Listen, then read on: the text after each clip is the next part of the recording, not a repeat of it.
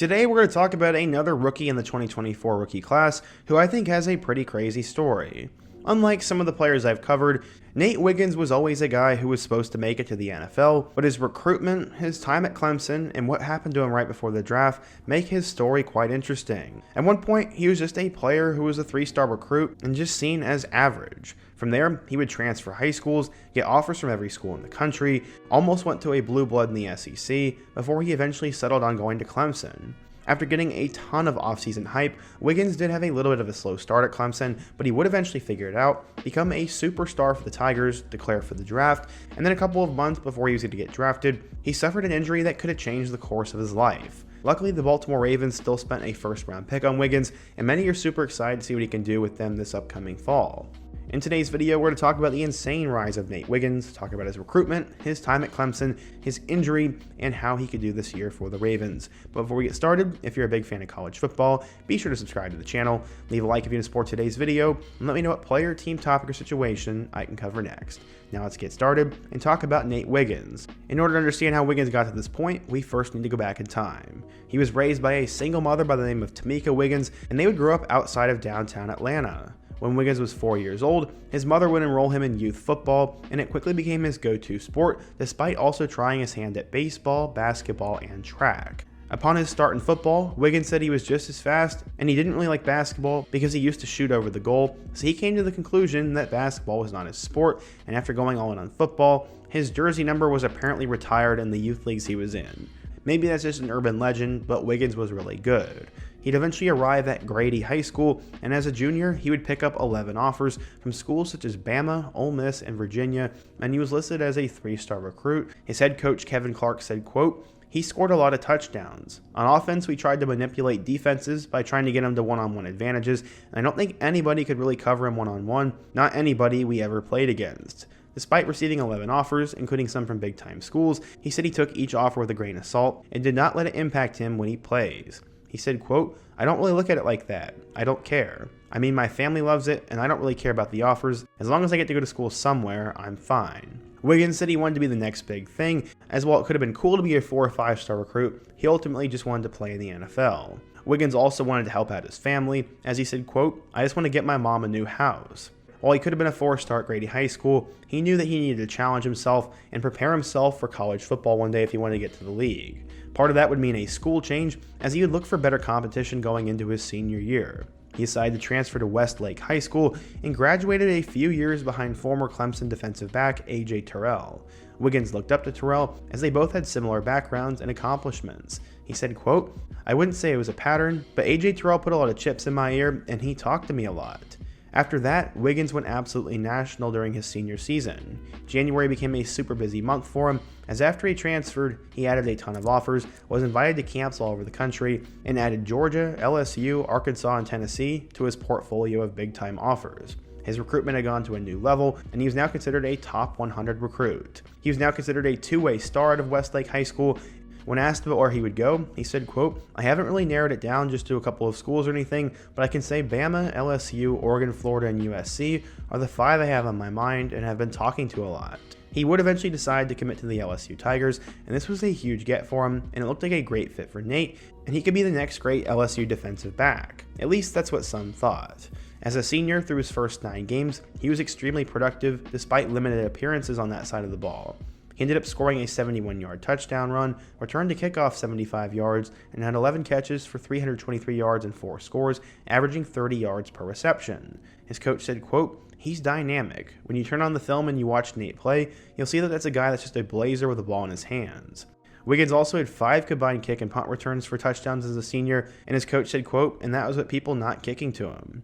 He also had 7 touchdown receptions and had Division I offers as a wide receiver. On the defensive side of the ball, no one threw the ball his way, so he got bored on defense. Despite being committed to LSU, schools were still lining up to try to flip him, and eventually won one out. Clemson locked in on chasing Wiggins for their lone cornerback spot in the 2021 class after 4-star recruit Jordan Hancock would decommit. Luckily, the Tigers would end up landing Wiggins down the stretch, as Dabo Swinney said, quote, "Sometimes I always mess with the staff all the time, and sometimes it's just God's favor." However, Wiggins flipped his commitment from then head coach Ed Orgeron to Dabo Swinney a week before signing day. Clemson finally landed their cornerback recruit of the cycle, but it was ultimately worth the wait for Tigers fans and the staff, and it should have been seen from a mile away, to be honest. Clemson extended an offer to Wiggins back in January of that year, but as the recruiting process progressed, it looked like Wiggins was heading in one direction and the Tigers were headed in another. However, after multiple situations and developments unfolded, Wiggins and Clemson ended up being a perfect match. Nate attended Westlake High School, which is where AJ Terrell went. Then you also had Terrell's brother, a 2023 recruit who attended Westlake and was a Clemson lean. You had current Clemson player Dakari Collins, who transferred to Westlake that same year, and Wiggins also trained with former Clemson Tiger Justin Miller.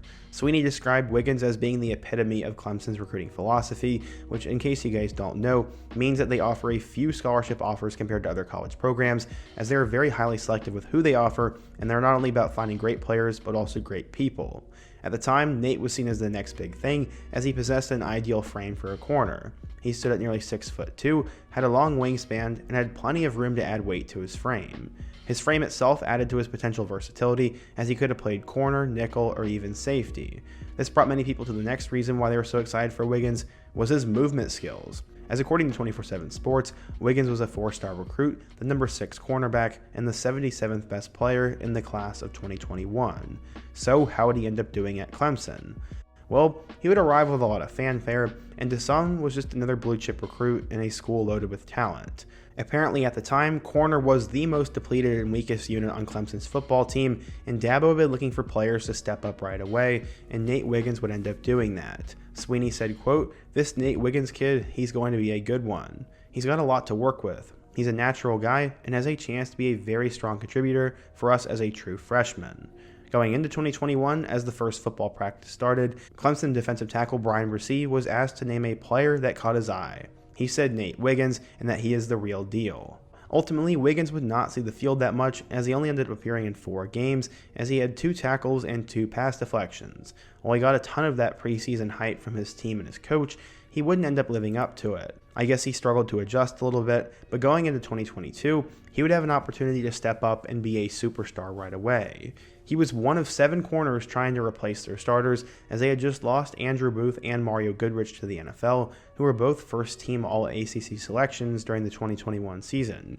He had big shoes to fill, and in 2022, Wiggins would end up living up to his promise. In total, he would finish with 26 tackles, 1 interception, and 11 pass deflections. This was really good for a first-year starter, and he would end up also contributing in their Orange Bowl loss to Tennessee, and I also forgot he had a 98-yard pick 6. Because of this, Wiggins was seen as a future first-round pick according to most 2024 mock drafts, but sadly, he would not live up to the hype that much in 2023. Most of that was because other teams were not throwing him the ball, but he would still finish with 28 tackles, 1 sack, 2 forced fumbles, a pick 6, and 6 pass deflections. When he got an opportunity to make a play, Wiggins was the real deal, but as I said, teams weren't throwing him the ball as much, so he couldn't make as big of an impact as maybe some people would have liked him to. In 27 total games at the Tigers, he posted 3 picks, 21 pass deflections, 2 forced fumbles, and 60 total tackles. You could say he had a pretty good 3-year career at the Tigers and was now seen as the next great Clemson NFL corner.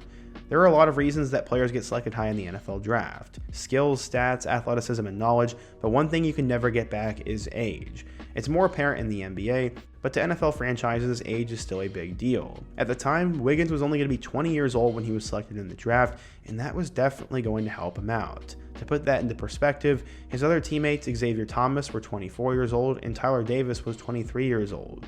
That's a big difference, and some teams would truly take account for that. Based on his age, his resume, and his personality, Wiggins was going to be a big prospect, but what everyone really liked was his speed. He ran a 4.28 40-yard dash time, and the speed also shows up on tape. The biggest slight against him is that his tackling needed to improve, and honestly, it was a little bit true, but it brings us back to the first point. He's extremely young, has the frame, and has the potential to develop into what an NFL team needs.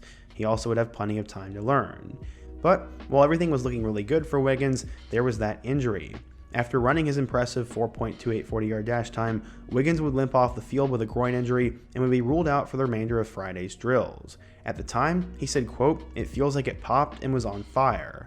I remember at the time thinking that this was awful and that Nate Wiggins would be a player that completely dropped in the 2024 draft. Luckily, the injury wasn't that severe, and maybe it was more so hysteria than anything else, but Wiggins was still going to hear his name called in the first round. According to NFL Mock Database, Wiggins was projected a first-round pick and the 23rd overall prospect with an 83% chance of going in the first round.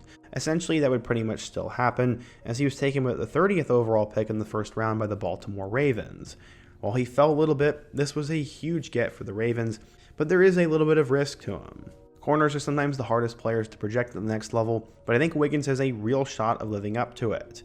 Other guys like Kamari Lassiter, Terrion Arnold, and Ennis Rakestraw also got a ton of hype, but Wiggins was consensusly seen as the top corner, it seemed.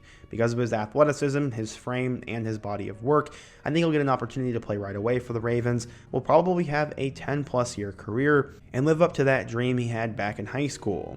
He said one day he was going to make it to the NFL, and I hope he gets an opportunity to buy his mom a house soon. But what do you guys think? If you're a Clemson or a Ravens fan, what do you think of Nate Wiggins? What rookie should I cover in my next video? And before you go, don't forget to also subscribe. And before you go, don't forget to also leave a like, subscribe if you're new, and check out all my other videos on the end screen, including my video about the rise of Trey Benson. I hope to see you guys again soon, but until next time, peace.